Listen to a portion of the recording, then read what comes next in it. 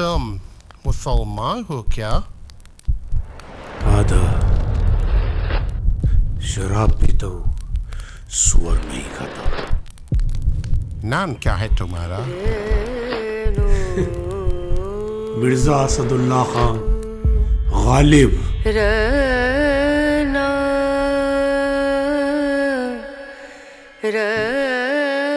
न था कुछ तो खुदा था, कुछ ना होता तो खुदा होता, डुबोया मुझको होने ने, न होता मैं तो क्या होता।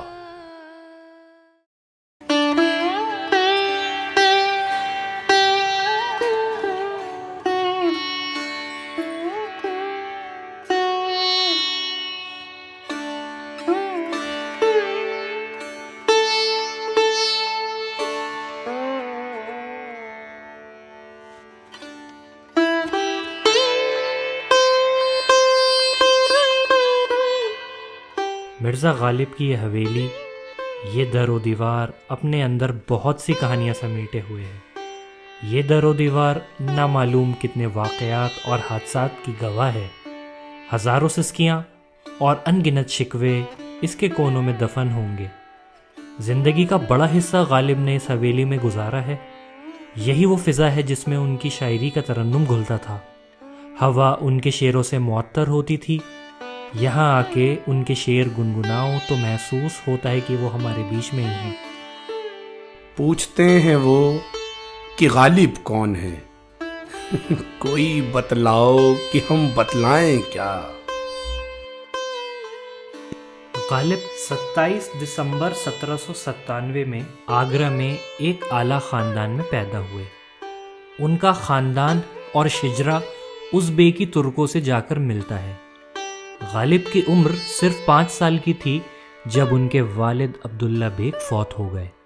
غالب اب اپنے چچا نصر اللہ بیگ کی سرپرستی میں رہنے لگے۔ مرزا نصر اللہ بیگ کی اپنی کوئی اولاد نہیں تھی، اسی لیے انہوں نے غالب کو اپنے سگے بیٹے کی طرح پالا اور ان کی تعلیم کا معقول انتظام بھی کیا۔ لیکن 1806 میں نصر اللہ بیگ کا بھی ایک جنگ میں ہاتھی سے گر کے انتقال ہو گیا۔ 4 سال بعد 1810 میں جب غالب کی عمر صرف 13 سال تھی، ان کی شادی امراؤ بیگم سے کر دی گئی۔ یہ شادی آگے چل کر زیادہ خوشگوار ثابت نہ ہوئی۔ وہ شادی کے بعد دلی آ گئے۔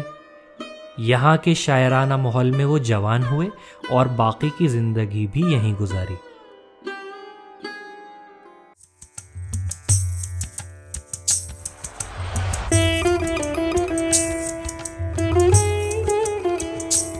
دیکھیے، غالب ایک اچھے پراسپیرس متمول گھرانے کے آدمی تھے، اور وہ جب دہلی آئے تو ان کی شروع کی عمر جو ہے وہ کچھ اچھے کاموں میں نہیں کٹی۔ جیسے کہ ایک ایسا آدمی جس کے گھر میں کوئی سرپرست نہ ہو، باپ نہ ہو، چچا نہ ہو، تو ظاہر ہے کہ وہ لہو لعاب میں پڑ جاتا ہے، دوسری چیزوں میں، عیش کوشیوں میں پڑ جاتا ہے۔ تو وہی غالب کا حال تھا، اور غالب کو شراب کی عادت ہو گئی تھی۔ لیکن غالب کو شاعری آگرہ سے ہی شروع کر دی تھی انہوں نے۔ ہلکی پھلکی پتنگ پہ ایک نظم لکھ دی، اپنے ایک دوست کے فرمائش پہ لکھ دی۔ کوئی بحیثیت شاعر ان کی حیثیت نہیں تھی، لیکن شاعری شروع کر دی تھی۔ مگر اس کو کہتے ہیں نا، جلا دلی نے بخشی۔ دلی میں جب آئے، دلی کا ماحول دیکھیے، دہلی میں اس زمانے میں گلی گلی میں شاعر موجود تھا، تو اگرچہ غالب کا کوئی استاد نہیں تھا، لیکن ماحول کا بھی ایک بہت بڑا اثر پڑتا ہے۔ تو آگرہ سے وہ جیسے آئے تھے، دہلی میں ویسے نہیں رہے، بالکل ایک دوسرے غالب سے ملاقات ہوئی ہماری۔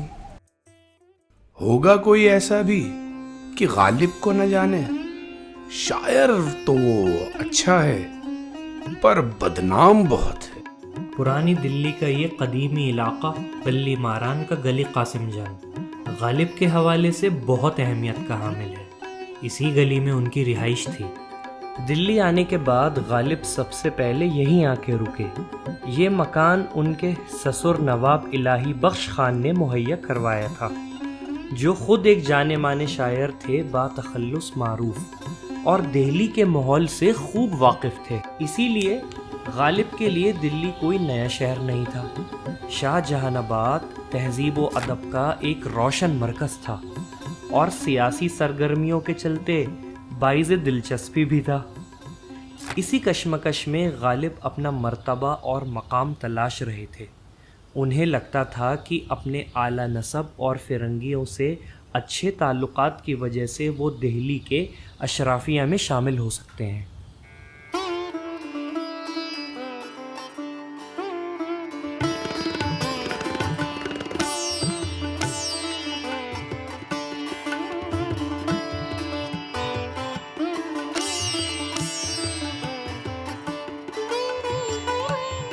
آداب عرض ہے حضور۔ آئیے آئیے نواب صاحب، تشریف رکھیے، بتائیے کیا خدمت کریں آپ کی؟ مرزا میرے ایک شاگرد ہیں، یہ ان کے کچھ چند اشعار ہیں، موصوف چاہتے ہیں خود کا دیوان مرتب کرنا۔ وہ چاہتے ہیں اس کا میں دیباچہ لکھوں، البتہ میں آپ کے حضور حاضر ہوا ہوں، اگر تھوڑی اصلاح کر دیں تو۔ ضرور نواب صاحب، غور و فکر کے لیے تھوڑی مہلت دیجیے، دیکھتے ہیں۔ شکریہ حضور۔ کیا کہتے ہیں میاں، دلی کی آب و ہوا راس آئی آپ کو؟ بھائی بس یہی مت پوچھو، آگرہ کا قلعہ محل بہت یاد آتا ہے۔ بہرحال خدا سلامت رکھے نواب لوہارو کو، انہی کے یہاں میں رہائش پذیر ہوں۔ قبلہ، یہ تو ہماری خوش نصیبی ہے کہ آپ جیسا عظیم شاعر میر کی سرزمین پہ تشریف لایا۔ مرزا، آپ کی نظر میں اعلیٰ شاعری کا کیا معیار ہونا چاہیے؟ جس طرح فقیری کا نقطہ عروج حسن بصری ہے، عشاق کا نقطہ عروج مجنوں ہے، اسی طرح شاعری کا نقطہ عروج فردوسی ہے۔ واہ، سبحان اللہ، بجا فرمایا، شب و روز کی کہیے حضور۔ ہم نے یہ مانا کہ دلی میں رہیں، کھاویں گے کیا؟ میاں حاجی میر کے کتب خانے میں دن بسر کرتا ہوں، غم بھلانے کے لیے چند شوق پال رکھے ہیں، اب دنیا اسے شراب نوشی کہے یا جوا، یوں سمجھو کہ بس دل کے ہاتھوں مجبور ہوں۔ ہزاروں خواہشیں ایسی کہ ہر خواہش پہ دم نکلے، بہت نکلے میرے ارماں لیکن پھر بھی کم نکلے، قلعے میں رسائی کا کوئی ذریعہ نظر نہیں آتا۔ کیا خبر ہے قلعہ معلیٰ سے؟ مرزا، کمپنی بہادر نے فی الحال تو بہادر شاہ ظفر کو اپنا جانشین بنا دیا ہے، لیکن حکومت کی باغ دور تو ابھی تک پورے طریقے سے فرنگیوں کے ہاتھ میں ہی ہے۔ قلعے تک پہنچنے کا کوئی راستہ نکالیے۔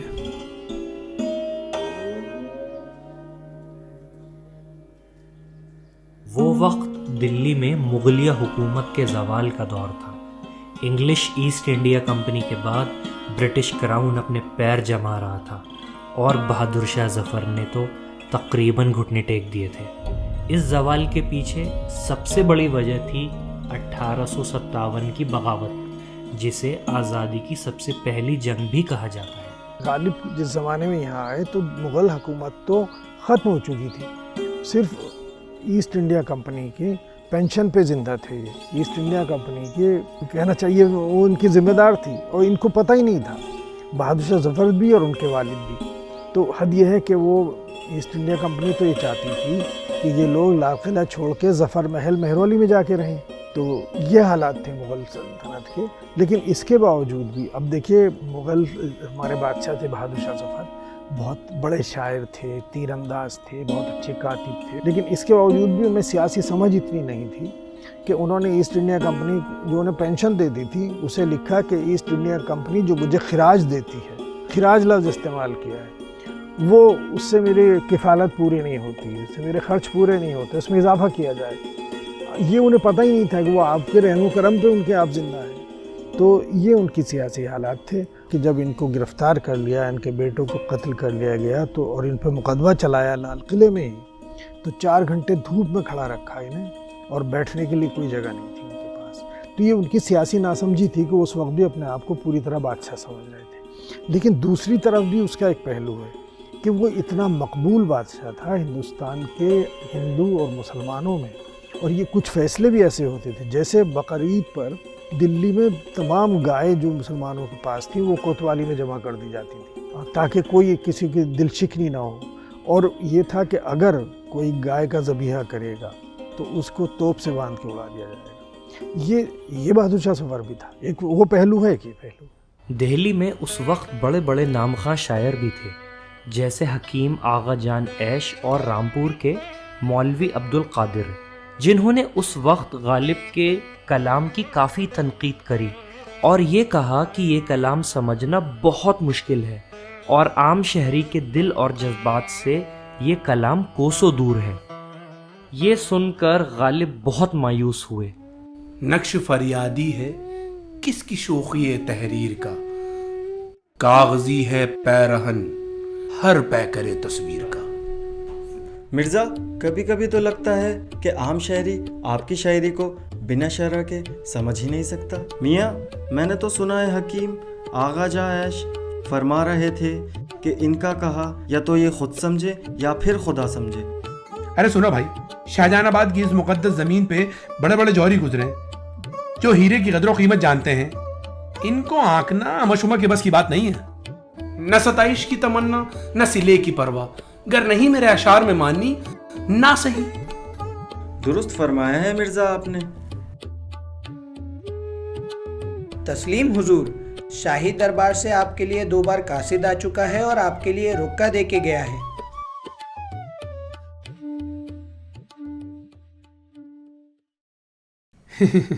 کیا ہوا حضور؟ کیا پیغام ہے؟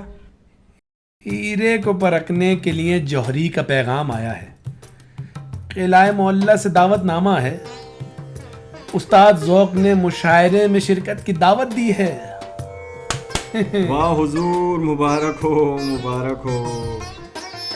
بازی چائے اطفال ہے، دنیا میرے آگے، ہوتا ہے شب و روز تماشا میرے آگے.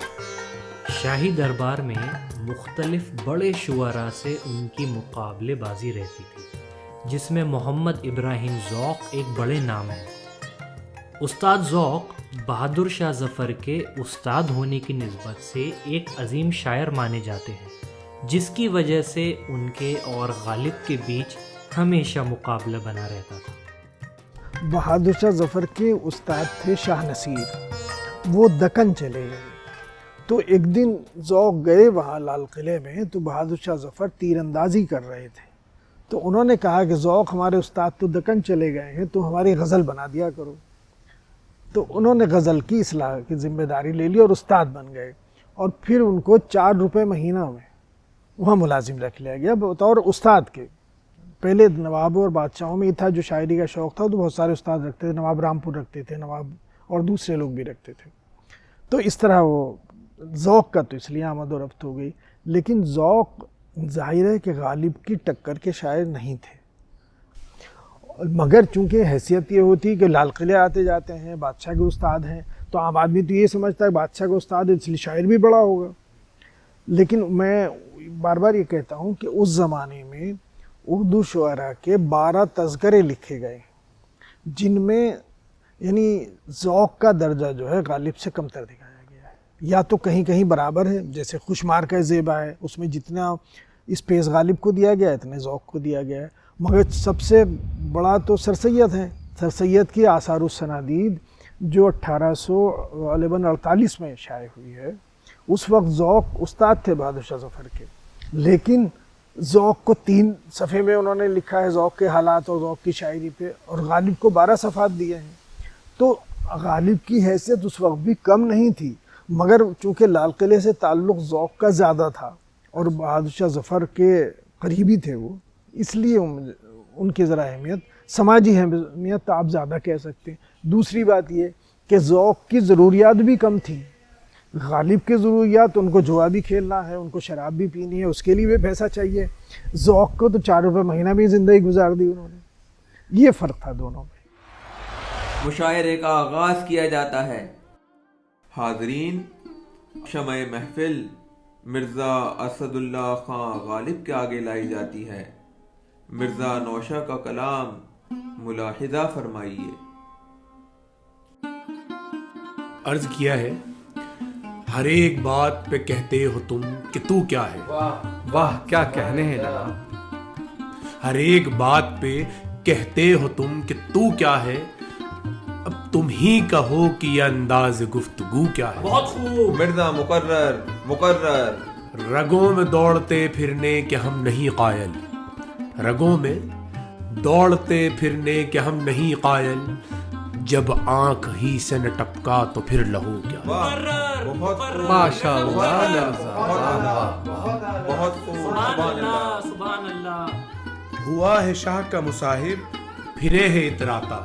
अर्ज किया है, हुआ है शाह का मुसाहिब फिरे है इतराता, वगर न शहर में गालिब की आबरू क्या है।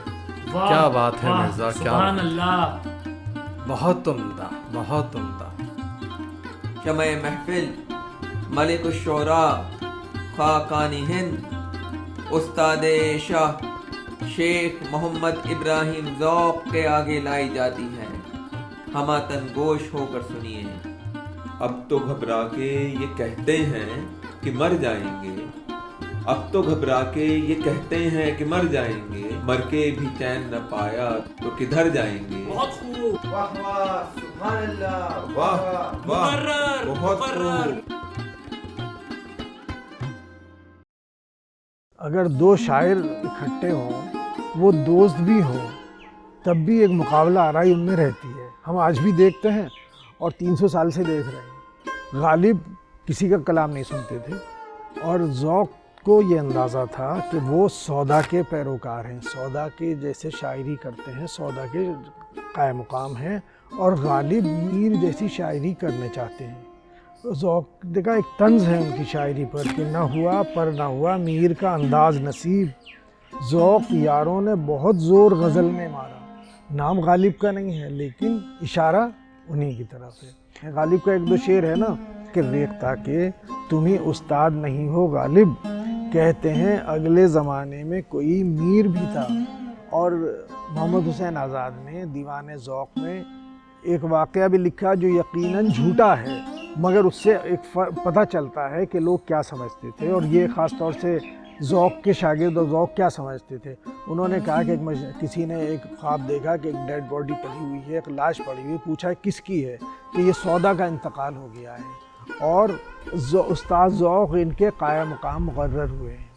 तो वो ये समझते थे कि ये सौदा के कायम मुकाम है, सौदा के पैरोकार है। गालिब का लतीफ़ा भी है, ज़ौक़ को मीरी समझता था, ये तो सौदाई निकले, सौदाई दीवाने को भी कहते हैं।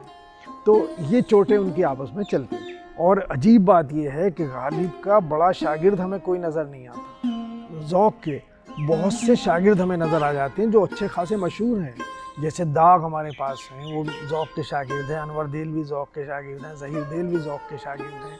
और फिर अगर आप आगे चलें तो इकबाल जो दाग के शागिर्द थे, तो रिश्ता तो उनका ज़ौक़ से मिलता है। तो गालिब का इस तरह का हमें कोई शागिर्द नज़र नहीं आता। हालांकि गालिब की अज़मत के सब कायल हैं। इकबाल ने गालिब पर नज़्म लिखी है, ज़ौक़ पे नहीं लिखी। तो ज़ौक़ शायराना एतबार से यकीनन कमतर थे और गज़ल के एतबार से उनका और गालिब का कोई मुकाबला नहीं है। गालिब आम खाने के बहुत शौकीन थे और वो फुर्सत में शतरंज खेलना भी बहुत पसंद करते थे। शेर व अदब की महफिलें उस दौर का एक हिस्सा थी। इलाके के नवाब और जागीरदार जिसकी सरपरस्ती करते थे। गालिब ने एक इश्क भी किया है, खुद ही एक लिखा है कि हम मुग़ल बच्चे भी अजब हैं, जिस पे मरते हैं उसे मार के रख देते हैं। तो किस्सा ये है कि एक कागज़ का टुकड़ा जिस पे उनके कुछ अशार तहरीर थे, उन्होंने फाड़ के फेंक दिया। वो कागज़ का टुकड़ा किसी चूरन बेचने वाले ने अपने इस्तेमाल में ले लिया, जिसके ज़रिए वो अशार एक नाचने गाने वाली डोमनी तक पहुंच गए। फिर क्या था, वो डोमनी इश्क के गालिब में गिरफ्तार हो गई और अपनी महफिलों में मिर्ज़ा का दिलकश कलाम दोहराने लगी। गालिब भी इस बात से नावाकिफ़ नहीं थे, गालिब के जज्बात भी पोशीदा नहीं थे। गालिब के इश्क के फसाने का अंजाम बेहद गमगीन हुआ, क्योंकि वो डोमनी कम उम्र में ही चल बसी, जिससे गालिब को बहुत सदमा पहुंचा। आह को चाहिए एक उम्र असर होने तक, कौन जीता है तेरे जुल्फ के सर होने तक। आशिकी, सब्र तलब और तमन्ना बेताब, दिल का क्या रंग करूं खून जिगर होने तक। अपने एक दोस्त को खत में लिखते हैं, मैं भी मुगल बच्चा हूँ, उम्र भर में एक बड़ी सितम पेशा डोमनी को मैंने भी मार रखा। 40-42 बरस का ये वाकया है, बआं के एक कूचा छूट गया। इस फन से मैं बेगाना महज हो गया, लेकिन अब भी कभी कभी वो अदाएं याद आती हैं। उसका मरना जिंदगी भर न भूलूंगा। ये न थी हमारी किस्मत कि विसाल यार होता, अगर और जीते रहते यही इंतजार होता। किले से वाबस्ता होने के बाद गालिब की शायरी अब परवान चढ़ रही थी। 1841 में उनका पहला उर्दू दीवान शाया हुआ और 4 साल बाद ही 1845 में फारसी का दीवान भी शाया हुआ। उनकी शायरी पे फारसी का बहुत गहरा असर नज़र आता है, इसीलिए वो खुद को उर्दू के बनिस्बत फारसी का शायर कहलवाना ज़्यादा पसंद करते थे। वक्त के साथ उनकी शायरी आसान और आम फहम होने लगी, जिसकी वजह से वो बहुत मशहूर होते चले गए। अल्फाज आसान मगर मायने बहुत गहरे, इसलिए उनका कलाम दिल में बहुत जल्दी उतरता है। आते हैं गैब से ये मज़ामीन ख्याल में, गालिब सरीर खामा नवाए सरोश है। उनकी मकबूलियत धीरे धीरे बढ़ने लगी और काफ़ी लोगों ने उनकी सोहबत इख्तियार करी और उनके शागिर्द बन गए, जैसे मौलाना अल्ताफ़ हुसैन हाली, मुंशी हरगोपाल तुफ्ता, मीर मेहदी मजरू और दीगर कई और। मोमिन उनके बेहद करीबी दोस्त थे। देखिए, मोमिन का ताल्लुक़ ये था कि गालिब के बहुत दोस्त थे वो, और एक बहुत ही मुबालगा आमेज़ तारीफ़ गालिब ने उनके एक शेर की है। मोमिन का एक शेर है, तुम मेरे पास होते हो गोया जब कोई दूसरा नहीं होता। तो गालिब ने कहा कि काश मोमिन खा मोमिन मेरा पूरा दीवान ले लेता और ये शेर मुझे दे देता। तो ज़ाहिर है इसका हकीकत नहीं है, लेकिन एक तारीफ़ करने का ये भी तरीक़ा है। और वो उनके बहुत दोस्त थे। उनकी उम्र कम हुई, 52 साल की उम्र में उनका इंतकाल हो गया, लेकिन वो नजूमी थे, हकीम थे, बहुत अच्छे शायर थे। उनके इंतकाल पर गालिब ने ये लिखा है कि आज मोमिन खां मोमिन मर गया, मेरा 40 साल पुराना दोस्त था, इतना पुराना तो दुश्मन भी हाथ नहीं आता। तो गहरा ताल्लुक़ था। लेकिन मोमिन खां मोमिन जो ये शायरों की बाहमी कशमकश और चपकलश थी, इसमें नहीं पढ़ते थे वो। अगर मेरा ख्याल ये है कि अगर वो दरबार जाना चाहते तो उनको सबसे ज़्यादा अहमियत हासिल हो जाती, चूँकि लाल किले का सबसे जो अहम आदमी था हकीम एहसानुल्लाह खां, जो बहादुर शाह ज़फ़र के सबसे करीबी आदमी थे, वो इनके फूफीज़ाद भाई थे। ये दोनों कश्मीरी थे। गालिब का शाही रहन सहन, शराब नौशी, चौसर खेलना और जुए की आदत, ये सब महज 62 रुपये पेंशन से पूरी नहीं हो सकती थी। इसीलिए उन्होंने दूसरों से उधार मांगना शुरू कर दिया, जो आगे चल के उनके लिए बवाल जान बन गया।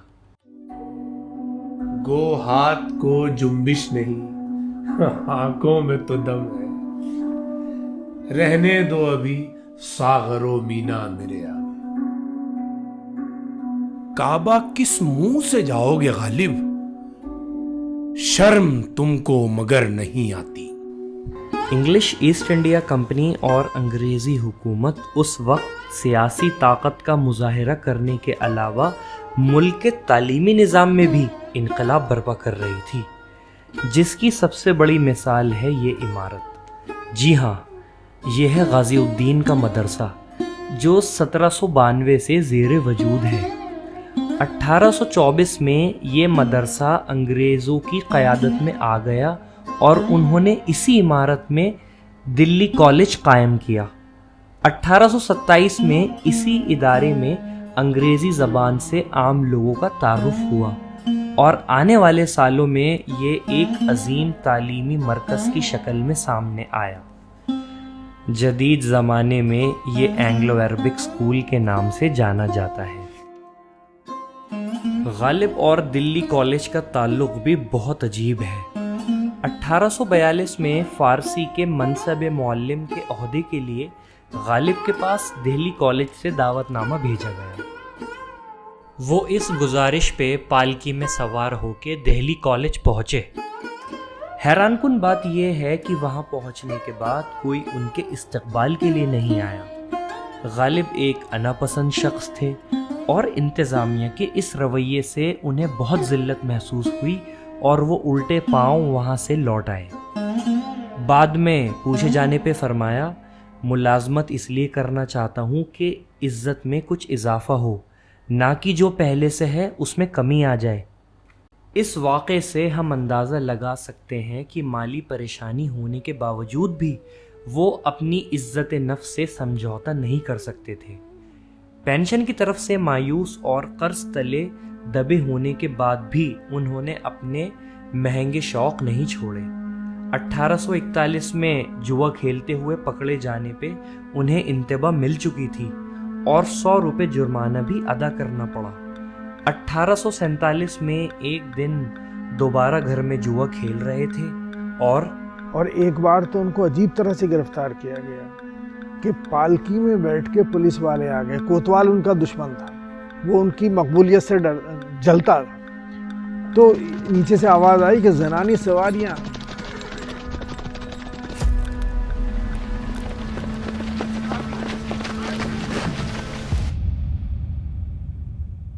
देखिए, गालिब की सिफारिश में बहादुर शाह ज़फ़र ने भी ख़त लिखा था, लेकिन उसका असर नहीं हुआ। अब आप बादशाह का इससे अंदाज़ा लगा सकते हैं कि उसकी सिफारिश का भी असर नहीं हुआ। एक बार मुफ्ती सदुद्दीन आज़ुर्दा ने अपने पास से जुर्माना अदा कर दिया। बामशक्क़त 6 महीने कैद हुई और 200 रुपये जुर्माना भी ठोका गया।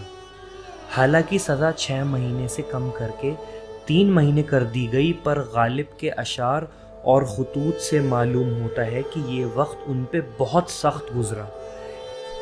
जुल्मत कदे में मेरे शब गम का जोश है, एक शम्मा है दलीले सहर सो खामोश है। यहाँ तक कि उन्होंने अपना मौजूदा मकान छोड़ा और अहाता काले साहब में एक नई हवेली में मुंतकिल हो गए। 1854 में इब्राहिम ज़ौक़ का इंतकाल हो गया और गालिब बहादुर शाह ज़फ़र के नए उस्ताद मुकर्रर किए गए। जाते हवाए शौक़ में है इस चमन से ज़ौक़, अपनी बला से बादे सबा अब कभी चले। 1854 में ज़ौक़ का इंतकाल हो गया तो गालिब किले में आमद-ओ-रफ्त बढ़ गई, किले में ताल्लुक़ बढ़ गया और इस्लाह भी देने लगे बहादुर शाह ज़फ़र के कलाम पर, जैसा कि कुछ हाली ने भी लिखा है, दूसरे लोगों ने अपनी किताबों में लिखा है। और तोहफ़े तहफ़ की आमद-ओ-रफ्त भी बढ़ गई। आमद-ओ-रफ्त नहीं बल्कि एक तरफ से ही बहादुर शाह ज़फ़र आने जाने के यहाँ से वही दाल के तोहफ़े आने का हमें इत्तला होती है, बेसनी रोटी आने की हमें इत्तला मिलती है, आम के आने की इत्तला मिलती है जो ये गालिब के यहाँ भेजते हैं। एक लतीफ़ा भी है कि वो लाल किले के पास जहाँ आज दरियागंज है, यहाँ एक बाग था बड़ा खामों का, तो उसमें टहल रहे थे और गालिब बहुत गौर से एक एक चीज़ को देख रहे थे। तो उन्होंने पूछा कि क्या देख रहे हैं आप? कहने लगे, मैंने सुना है कि हर दाने पर खाने वाले का नाम होता है, तो मैं देख रहा हूँ किसी आम पर मेरा भी नाम लिखा है क्या। तो ज़फ़र ने बहुत सारे आम उन्हें भेज दिए। तो ये ताल्लुक़ उनका बढ़ गया था और उन्होंने सल्तनत मुग़लिया की तारीख़ लिखने पर भी इन्हें नामज़द किया था। इनको बाकायदा मुलाजिम रखा था और इनको बाकायदा पैसा मिलता था लाल किले से, जिसके लिए एक नज़्म भी इनकी मौजूद है कि वो 6 महीने में इन्हें पैसा मिलता था, उससे हमें पता चलता है। तो बाद में इनका ताल्लुक़ अच्छा खासा गहरा हो गया। गालिब के इज़्ज़त व नाज में जल्द ही इजाफा होने लगा। 1855 में अवध के नवाब वाजिद अली शाह ने भी गालिब को 500 रुपये नकद और पेंशन देने का ऐलान किया। नवाब रामपुर यूसुफ अली ख़ान भी अपने कलाम पे गालिब से इस्लाह लेने लगे और उन्हें अपना उस्ताद मुकर्रर कर लिया। इस सब के बावजूद भी गम व रंज उनकी ज़िंदगी से कम नहीं हुआ। उनका मुँह बोला बेटा ज़ैनुल आबिदीन भी इस दुनिया से रुखसत हो चुका था, जिसके दोनों बेटों को गालिब ने सगे दादा की तरह पाला और उनकी ताउम्र किफ़ालत करी। कल्लू मियाँ, زین العابدین کے جاننے کے بعد تو گھر جیسے کاٹنے کو دوڑتا ہے. بس اب تو اس کے بچوں سے دل بہلا رہتا ہے. سوچا نہیں تھا کہ اس عمر میں بھی ایسے ایسے صدمے جھیلنے پڑیں گے. رنج سے خوگر ہوا انسان تو مٹ جاتا ہے رنج.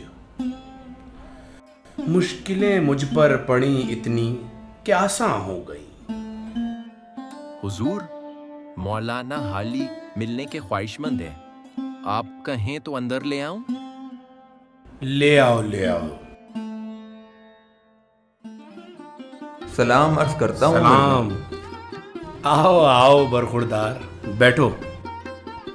اور میاں کیسے آنا ہوا؟ ادھر سے گزر رہا تھا، سوچا مبارکباد دیتا چلوں. استاد محترم، سنا ہے محل میں بڑی پذیرائی ہوئی ہے آپ کی. نجم الدولہ، نظام جنگ، دبیر الملک جیسے خطابات سے نوازا گیا ہے حضور کو. ان کی نظر کرم ہے میاں، وہ چاہیں تو ذرے کو آفتاب کر دیں. ہم تو ایک عرصہ دراز سے ان کی نظر عنایت کے منتظر تھے. رو میں ہے رکش عمر کہاں دیکھیے تھمیں، نہاد باغ پر ہے نپا ہے رکاب میں. حالات حاضرہ پہ کیا فرماتے ہیں حضور؟ ولیم فریزر کے قتل کے بعد سے عہدے داروں میں انتقامی جذبہ دیکھنے کو مل رہا ہے. لاہوری دروازے سے جامع مسجد تک فرنگی جگہ جگہ چھاپے مار رہے ہیں اور بادشاہ سے بھی سخت نالاں ہیں. وہ تو میں بھی دیکھ رہا ہوں. فضا میں بہت بد امنی ہے. خدا معلوم حالات آگے کیا رخ اختیار کریں. بہت محتاط رہنے کی ضرورت ہے. یہ وہ دور تھا جب 1857 کی بغاوت کی شروعات ہوئی. برطانوی حکومت کے خلاف ہندوستان کی بڑی ریاستیں جیسے اودھ، جھانسی، گوالیر، جودھ پور اور میرٹھ سے بغاوت کی لپٹیں اٹھیں اور پورے ملک میں قتل و غارت پھیلنے لگی. ملک میں ایسٹ انڈیا کمپنی کے خلاف احتجاج بڑھ رہا تھا. گزشتہ سالوں میں چند واقعات جیسے جنرل فریزر کا قتل ان وجوہات میں سے ایک تھا جن سے بد امنی پھیلنی شروع ہو گئی. فرنگی بھی اس منافقت سے تنگ آ چکے تھے اور کھلے عام اپنے غصے کا مظاہرہ کرنے لگے. مرزا بات سنو، میری بات سنو. سب خیریت تو ہے مفتی صاحب؟ اتنا کیوں پریشان ہو اور سانس کیوں پھول رہا ہے آپ کا؟ تم تک ایک خبر پہنچانی تھی. کیا ہوا؟ نواب شمس الدین کو چوک پہ پھانسی دے دی گئی ہے. انا للہ و انا الیہ راجعون. مرزا، مجھے تو بہت ڈر لگ رہا ہے. کیا بنے گا ہندوستان کا؟ ہماری آنے والی نسلوں کا کیا ہوگا؟ کیا مستقبل ہوگا اس ہندوستان کا؟ مفتی صاحب آپ گھبرائیے نہیں. یہ سرزمین مجدد الفسانی اور شاہ ولی اللہ جیسی ہستیوں کی ہے اور تاریخ گواہ ہے اس بات پہ کہ جس کسی نے بھی اس ملک کو بانٹنے کی کوشش کی ہے نا، آخر میں خود ہی فنا ہوئے ہیں. پھر چاہے یہ فرنگی ہی کیوں نہ ہو. آپ دیکھیے گا اسی مٹی سے انقلاب پیدا ہو کر رہے گا. ہم رہیں یا نہ رہیں لیکن یہ عنقریب ہو کر رہے گا. خدا سلامت رکھے ہمارے بادشاہ کو. آپ دیکھیے گا ہمارے ضلع سبحانی جلد ہی انگریزوں کے ساتھ مل کے امن بحال کریں گے. اور مفتی صاحب آپ پریشان نہ ہوئیے، گھر جائیے آپ. ہاں صحیح کہہ رہے ہیں آپ. چلتا ہوں میاں، تم بھی اپنا خیال رکھ. مفتی صاحب مجھے کچھ نہیں ہوگا. اور پھر وہ تاریخ آئی جس نے غالب کی زندگی اور دلی کا نقشہ ہی بدل کے رکھ دیا. 11 مئی 1857، 16 رمضان، پیر کا دن تھا. باغی سپاہیوں کی ٹکڑیاں شہر میں داخل ہو گئیں اور فرنگیوں کو چن چن کر نظر آتش کرنے لگی۔ اس کشمکش میں بہادر شاہ ظفر کو مجاہد آزادی نے اپنا رہنما مقرر کر لیا۔ دیکھیے وہ جو پہلی جنگ آزادی تھی وہ جوش اس میں زیادہ تھا، تنظیم کم تھی۔ اب دیکھیے انہوں نے جو سب سے بڑا اپنا کمانڈر ان چیف بنایا تھا وہ بہادر شاہ ظفر کو لیڈر بنایا تھا اپنا، جس میں لیڈرشپ کی کوالٹیز نہیں تھیں۔ بہادر شاہ ظفر بہت اچھے آدمی تھے، بہت نیک آدمی تھے، ایک تو بیمار رہتے تھے وہ، اور پھر ان کی عمر زیادہ تھی، ان کی دلچسپیاں بھی دوسری تھیں، تو انہوں نے بہت منع کیا، مجبوراً لال قلعے کے لوگ آ کے اکٹھے ہو گئے تو انہوں نے وہ کیا۔ اور حد یہ ہے کہ جو یہ لوگ تھے باقی مجاہد آزادی، انہوں نے یہ بھی وہ کر دیا تھا کہ شہزادوں کو ذمہ داری لگا دی تھی کہ اگر لوٹ مار کرو گے تو ہم تمہیں گولی مار دیں گے، تو یہ حالت تھی۔ اور یہاں جو اب آپ دیکھتے ہیں سول لائنز میں، یہاں پہ ایمونیشن کا سینٹر تھا ان کا انگریزوں کا، اس کو اڑا دیا گیا تھا۔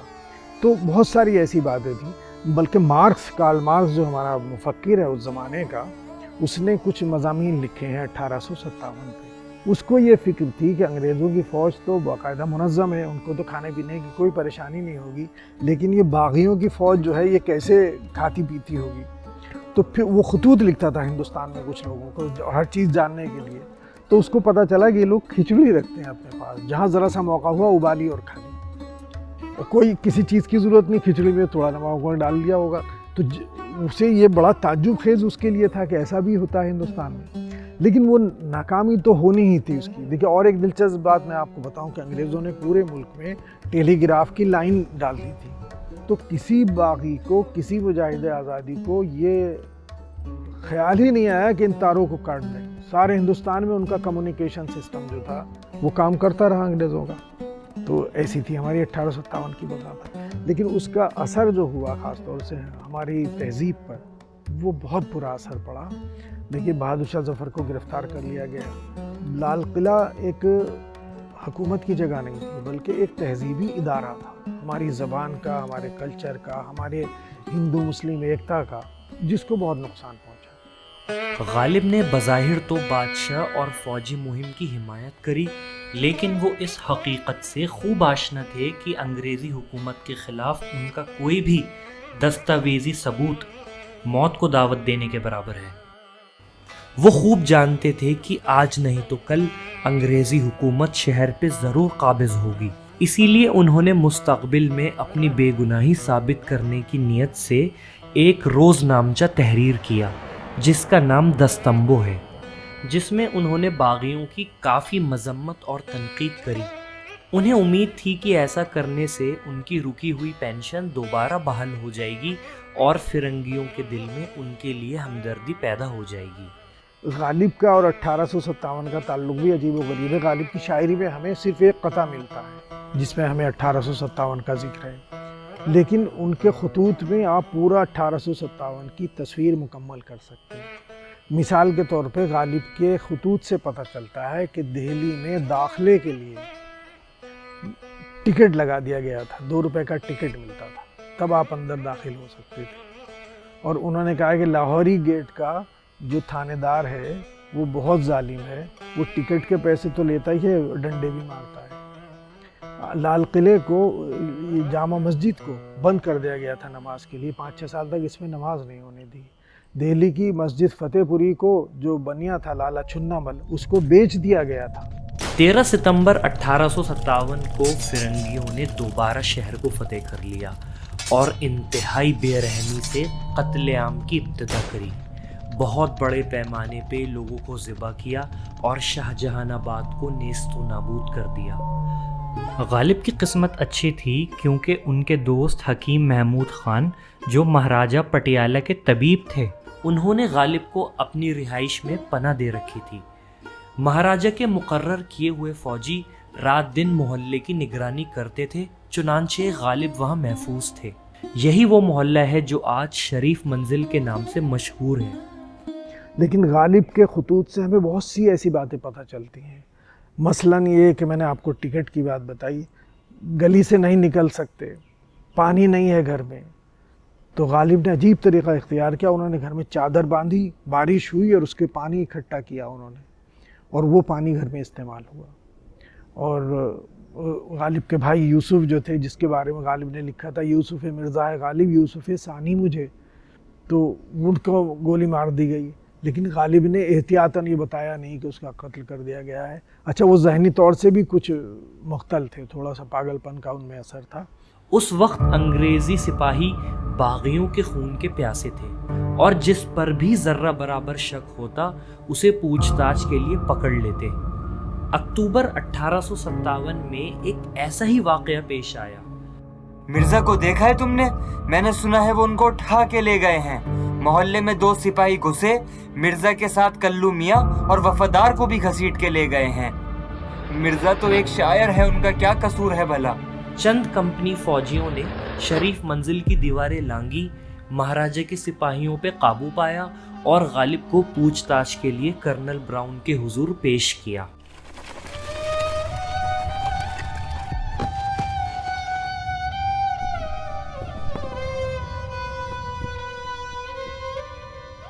کہاں سے اٹھایا اس باغی کو؟ حضور، حکیم محمود خان کے مکان سے گرفتار کیا ہے اس کو۔ سنا ہے بادشاہ کا قریبی ہے یہ۔ تم کون ہو؟ آپ کا وفادار ہوں حضور۔ ہمارا وفادار؟ شہر فتح ہوئے 1 مہینہ ہو چکا ہے اور تم اب ہمارے سامنے آیا ہے؟ حضور میں پالکی کے بنا گھر سے نہیں نکلتا۔ اب شہر میں کوئی پالکی ڈھونے والا تو رہا نہیں، البتہ میں گھر سے ہی نہیں نکلا۔ انٹرسٹنگ، بہت چلاک ہے تم۔ تم مسلمان ہو کیا؟ آدھا۔ مطلب؟ شراب پیتا ہوں، سور نہیں کھاتا۔ بہت دلچسپ آدمی ہو تم۔ نام کیا ہے تمہارا؟ مرزا اسد اللہ خان غالب۔ ان کے کتنے ہی عزیز دوست یا تو اپنی جان بچا کے شہر چھوڑ چکے تھے یا پھر اس دنیا فانی سے رخصت ہو چکے تھے۔ غالب جب بھی انہیں یاد کرتے ان کی آنکھیں نم ہو جاتی۔ بھائی کیا پوچھتے ہو، کیا لکھوں؟ دلی کی ہستی منصر کئی ہنگاموں پر تھی۔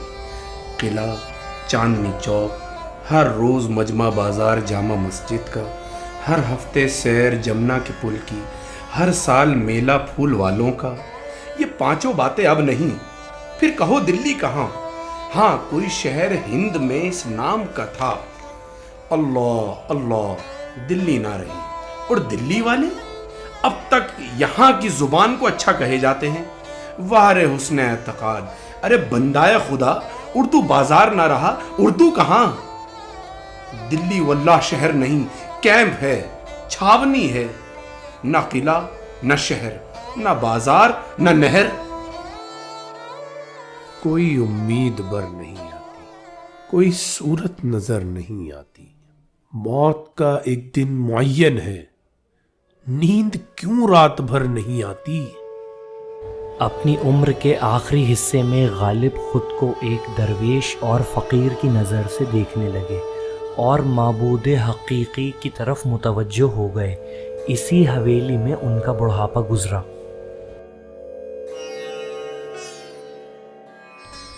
غالب خستہ کے بغیر کون سے کام بند ہیں؟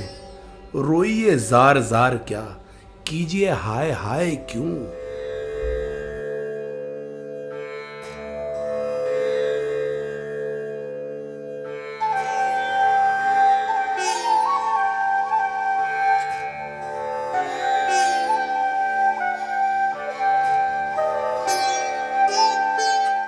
نہ تھا کچھ تو خدا تھا، کچھ نہ ہوتا تو خدا ہوتا، ڈبویا مجھ کو ہونے نے، نہ ہوتا میں تو کیا ہوتا۔ 15 فروری 1869 میں غالب اپنے گلی قاسم جان والے مکان میں 72 سال کی عمر میں وفات پا گئے۔ یہیں حضرت نظام الدین کے پاس ان کی تدفین کی گئی۔ غالب کی شاعری کا جب ہم جائزہ لیتے ہیں تو اندازہ ہوتا ہے کہ وہ کوئی معمولی شاعر نہیں تھے، بلکہ ان کی شاعری میں بہت گہرے फलसफियाना मज़ामीन, फ़िक्र की वुसअत और जज्बों की सदाकत कूट कूट कर भरी है। उन्हें अपने जीते जी वो मर्तबा हासिल नहीं हुआ जिसके वो मुस्तहिक़ थे। अपनी अज़मत का उन्हें खूब अंदाज़ा था और वो जानते थे कि उस दौर में उनका कोई हम पल्ला नहीं। गालिब की अज़मत का अंदाज़ा इस बात से लगाया जा सकता है कि जब वो सिर्फ 8-9 साल के थे, उनका कलाम अजीम शायर मीर तकी मीर को पेश किया गया, जिसको देख के मीर ने फरमाया, अगर इस लड़के को एक काबिल उस्ताद की सोहबत हासिल हो जाए तो ये एक दिन बहुत बड़ा शायर बनेगा, नहीं तो मुहम्मल बकने लगेगा। मैं तो ये कहता हूँ कि कोई भी शायर गालिब के बाद से आज तक बड़ा शायर ऐसा नहीं है जिसने गालिब का असर कबूल न किया हो। लखनऊ में एक मेयार नाम की तंजीम थी जिसमें मिर्ज़ा रुसवा, सफ़ी लखनवी, अज़ीज़ लखनवी जैसे बड़े शुआरा थे, और वो सिर्फ गालिब की ज़मीनों में और गालिब की लफ्ज़ियात में शायरी करते थे। ये तय था कि इसमें उनकी जो नशस्तें होती थी। और ख़ुद हमारे ज़माने तक मैं तो ये समझता हूँ कि गालिब से लेके और इरफान सिद्दीकी तक कोई शायर ऐसा नहीं है जो गालिब के सहर से आज़ाद हो। तो ये ज़रूरी नहीं है कि गालिब का हम बाकायदा नाम लेंगे, लेकिन शायरी हम जब पढ़ते तो हमें लगता है कि अभी मैं मज़हर इमाम साहब को पढ़ रहा था, उनके यहाँ जगह जगह गालिब के मिसरों का जिक्र है। तो ये गालिब का इन्फ्लुएंस है जो हमारी पूरी शायरी में है। वो गालिब हर तरह से आराम से ऐसे ज़िंदगी गुजारने का आदी है। एक ख़त में उसने लिखा है कि एक किताब मुझे मिल गई है कई जिल्दों में, यानी बहुत मोटी दास्तान एक, और बहुत सारी शराब आ गई है। तो दिन भर किताब पढ़ते हैं गालिब साहब और रात को शराब पीते हैं, आराम से ज़िंदगी गुजार रहे हैं। आज भी लोग दुनिया भर में उर्दू शायरी में गालिब को एक अजीम शख्सियत मानते हैं और उनकी शायरी की अहमियत को वो समझते हैं। इस दौर में ही नहीं बल्कि हर दौर में मिर्ज़ा असदुल्ला खां गालिब की शायरी रेलिवेंट रहेगी। हुई मुद्दत के गालिब मर गया पर याद आता है वो हर एक बात पे कहना कि यूं होता तो क्या होता। हम वहां हैं जहां से हमको भी कुछ हमारी खबर नहीं आती। दीम दूम दना दा दीम दना दा दीम दूम दना दा दीम दना दीम दूम दना दीम दूम दना दा दीम दना ना उदानी दानी दाना दिर दाना ना उदानी दानी दाना दिर दाना ना है और भी दुनिया में सुखनवर बहुत अच्छे, कहते हैं कि गालिब का है अंदाज़े बयां।